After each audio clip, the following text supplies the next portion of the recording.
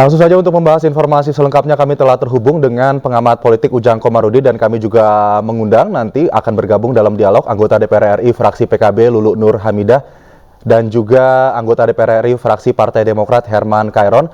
Saya akan sapa Kang Ujang terlebih dahulu. Kang Ujang, selamat sore. Selamat sore, Bang Aldi, siap. Oke, Kang Ujang, ini kita sudah melihat adanya adu suara ya di ruang sidang paripurna pada hari ini diselenggarakan oleh DPR RI.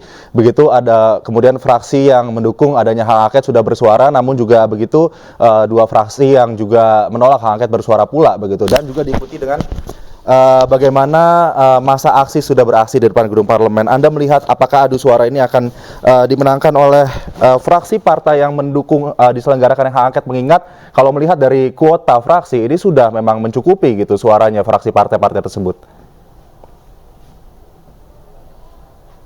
Kang Ujang.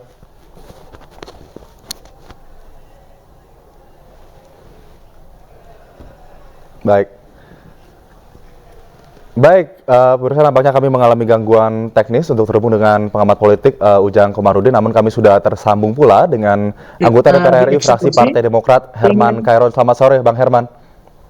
Selamat sore semuanya. Oke, Bang Herman, di sini Partai Demokrat menjadi salah satu partai yang menolak adanya hak angket. Bagaimana kemudian melihat adanya suara fraksi partai yang kemudian mendukung penyelenggaraan hak angket pada sidang paripurna hari ini? Begini ya, kami ingin sebetulnya para pengusul atau inisiator itu menjelaskan dulu apa duduk perkaranya. Jangan sampai hal-hal yang kemudian disampaikan ke publik ini hanya menjadi fitnah. Disampaikan ke publik adalah informasi-informasi yang belum tentu kebenarannya. Ini kan bahaya. Ini bisa menjadi informasi yang menyesatkan. Oleh karenanya saya bertanya, mana urgensinya, apa yang dituju? Karena kalau persoalannya terkait dengan kepemiluan, tentu DPR dan pemerintah sudah sepakat bahwa mendelegasikan jika ada kecurangan, jika ada kesalahan, maka di situ ada namanya Bawaslu. Kalau kemudian pelanggaran-pelanggaran pemilunya sesuai dengan undang-undang semakin harus ditingkatkan, tentu di sana juga ada Gakumdu. Nah, ini kan proses-proses dalam tahapan perhitungan, tahapan pencoblosan, tahapan perhitungan kan ada wasitnya gitu. Nah, kalau nanti juga masuk kepada tahapan yang tentu ini sudah masuk pada tahapan sengketa, silahkan ada Mahkamah Konstitusi. Nah, kalau tujuannya adalah mengurai kecurangan, mengurai penyalahgunaan kewenangan dan lain sebagainya, ya silahkan, sudah ada ranahnya di situ. Dan jangan sampai bahwa suara rakyat yang sudah diberikan kepada Pak Prabowo, yang secara idealisme masyarakat bahwa ini adalah harapan pemimpin Indonesia yang bisa memakmurkan, mensejahterakan, kemudian di downgrade, bahkan pemilunya didelegitimasi oleh elit-elit politik. Jangan sampai seperti itu. Maka itu dipertanyakan. Nah, kalau ditanyakan bagaimana sikap Partai Demokrat, ya belum ada urgensinya karena sampai saat ini juga belum jelas gitu. Belum ada pengusulan secara resmi. Nah, kalau kemudian hanya membangun wacana-wacana dan opini, tentu wacana dan opini ini jangan sampai menyesatkan masyarakat. Itu yang ingin kami lakukan. Oke. Gitu. Kang Ujang, apakah menurut Anda ini hanya sekedar wacana opini?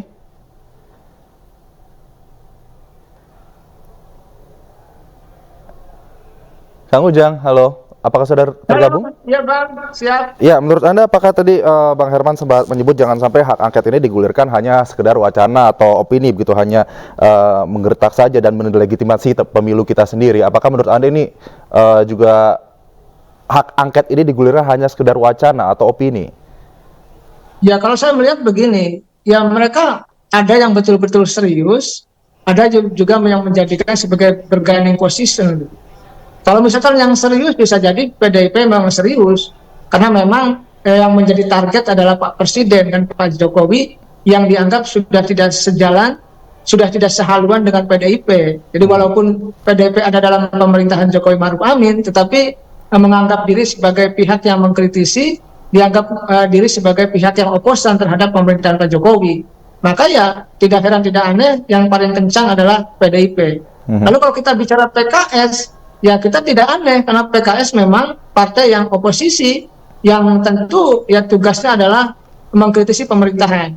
Nah, tapi kalau kita bicara PKB, ya PKB juga tadi pihak yang kalah, lalu posisinya ada di pemerintahan, tapi mendorong-dorong hak angket. Nah ini yang menjadi persoalan gitu. Kenapa? Ya tentu pemerintah sendiri, Pak Jokowi ya tidak akan terima dalam konteks itu. Saya melihat ya tentu di dalam perjalanannya saya melihat bisa jadi PKB juga balik arah berbelok untuk bisa mendukung pemerintah. Nah, lalu kita bicara P3. P3 ya saat ini tidak banyak komentar dan kelihatannya juga mendukung pemerintahan. Nah, memang tadi narasi-narasi yang dikembangkan misalkan oleh Bang Arya Bima tadi yang kita tampilkan gitu ya. Misalkan 1 suara sampai 1 juta, 1 suara sampai 400.000. Itu kan saya melihatnya di pileg, di pemilu legislatif. Justru kecurangan-kecurangan itu kalau kita angkat itu banyaknya di pemilu legislatif. Saya melihat seperti itu. Dan kalau kita lihat juga misalnya tapi tentunya kita juga itu yang tercoblos di luar negeri juga bukan satu kubu. Tapi kita tidak bisa menutup mata ya bahwa masyarakat kemudian banyak sekali menyoroti banyaknya kecurangan yang terjadi dalam pemilu 2024 termasuk Pilpres begitu. Kita juga ingin mengetahui sebetulnya nantinya seberapa besar urgensi hak angket ini diselenggarakan dan bagaimana nanti para pendukung dari fraksi partai yang mendukung hak angket ini akan berbicara. Namun kita harus jeda terlebih dahulu, Bapak-bapak. iNews Sore akan segera kembali. Pemirsa tetaplah bersama kami. Baik, terima kasih Anda kembali di iNews Sore. Pemirsa, kita masih berdialog terkait dengan adu kuat hak angket buktikan dugaan kecurangan dalam pemilu 2024. Kami masih bersama dengan pengamat politik Ujang Komarudin dan kali ini sudah bergabung anggota DPR RI fraksi PKB Lulu Nur Hamidah. Sayang sekali namun Herman Kairon anggota DPR RI fraksi Partai Demokrat harus pergi terlebih dahulu dari dialog kali ini. Kita akan lanjutkan dialog ke Mbak Lulu. Mbak Lulu, sedikit saya menggarisbawahi apa yang disampaikan oleh Bang Herman Kairon tadi pada saat dialog segmen pertama, mengatakan bahwa jika persengketaan pemilu bisa diselesaikan lewat Bawaslu, kemudian Bapilu atau Gakumdu gitu kan. Tapi beliau menyoroti bagaimana urgensi dari hak angket ini sendiri. Kalau kita ketahui bahwa memang mayoritas fraksi partai yang mendukung dari paslon 01 maupun 03 ini mendukung penyelenggaraan hak angket. Urgensinya menurut Anda seberapa urgent? Kalau kita melihat juga sudah banyak massa aksi yang melakukan demonstrasi di depan gedung parlemen.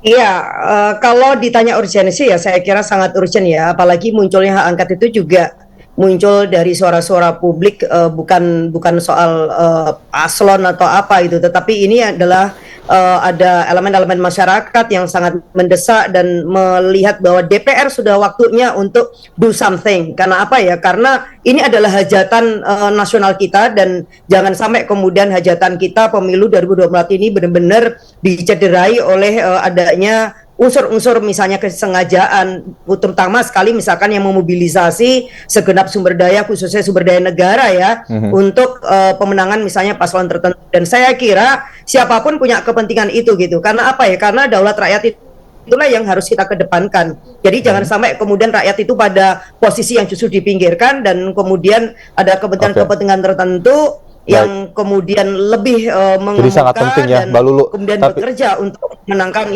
tertentu. Maka, nah ini menjadi urgent ketika kemudian kalau kita tengarain bahwa ada unsur kekuasaan yang bekerja, maka kita berharap bahwa ini yang nanti harus dijawab melalui hak angket, apakah benar misalkan terjadi penyalahgunaan kekuasaan itu dan ini bisa diklarifikasi oleh mereka nanti yang akan dipanggil gitu, apakah kemudian ini terbukti secara benar, kan begitu. Oke, menurut Anda Mbak Lulu, apakah kemudian paripurna hari ini mampu untuk katanya pidana memang Bawaslu.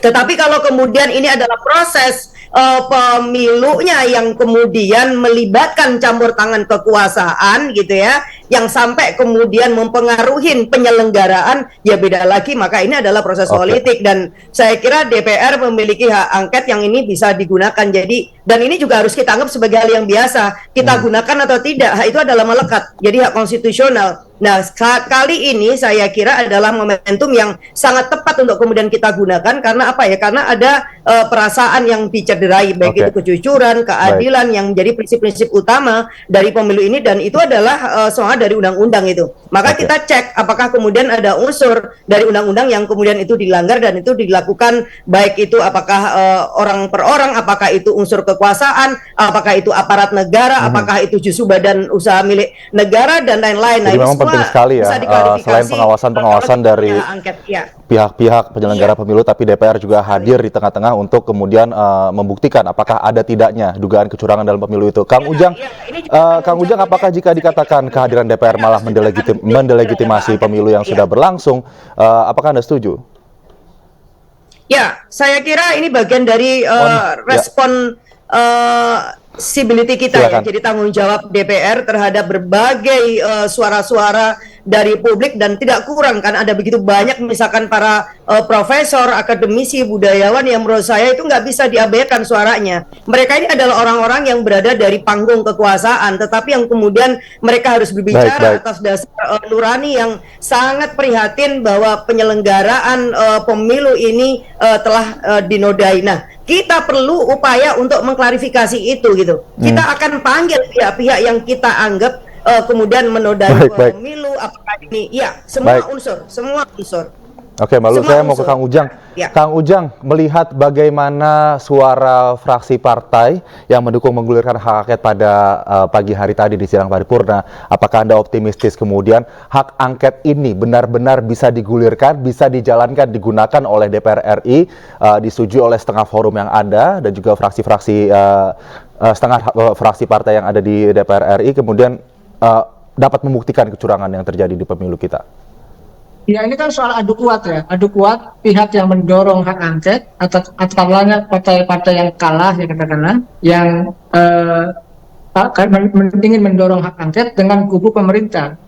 Kalau kita kalkulasi lah secara rasional saja, tapi nanti dinamikanya kan dinamis begitu. Katakanlah yang mendorong per hari ini ada PKS, ada PKB dan PDIP. Bagaimana dengan Nasdem?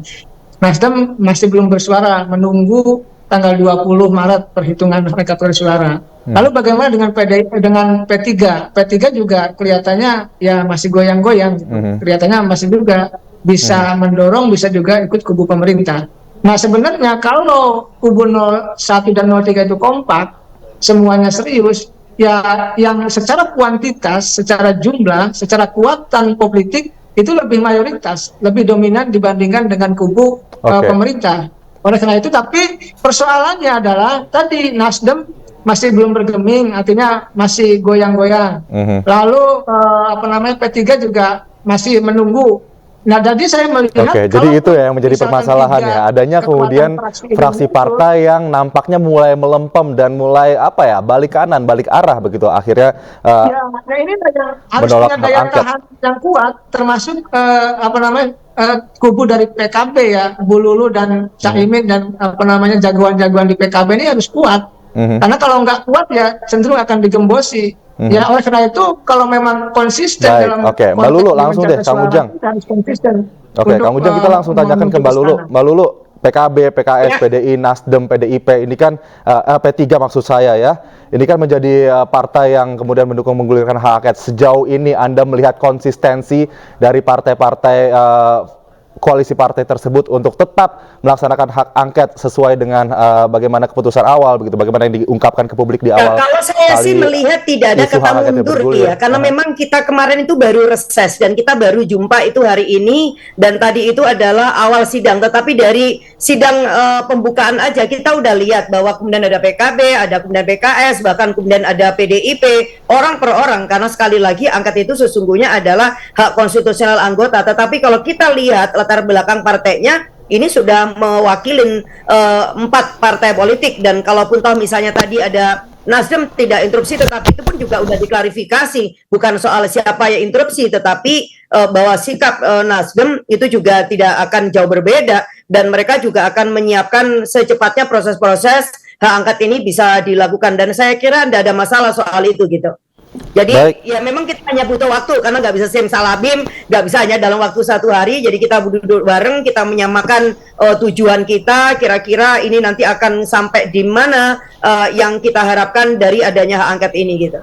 Baik, Mbak Lulu, nampaknya juga publik saat ini masih wait and see melihat tidak hanya wait and see tapi juga sudah ada massa yang bergejolak di depan gedung DPR RI meminta kemudian DPR RI untuk menyegerakan pelaksanaan hak angket untuk membuktikan dugaan kecurangan pemilu 2024. Baik, Mbak Lulu, Kang Ujang, terima kasih. Kita sama-sama kawal bagaimana penyelenggaraan hak angket di pemilu 2024 ini dan apakah nantinya masyarakat benar-benar bisa membuktikan begitu, apakah diharapkan ya DPR RI juga bisa ikut membuktikan apakah dugaan kecurangan pemilu 2024 itu benar adanya. Terima kasih para narasumber sudah bergabung bersama Ini Sore pada sore hari ini. Selamat sore, salam sehat.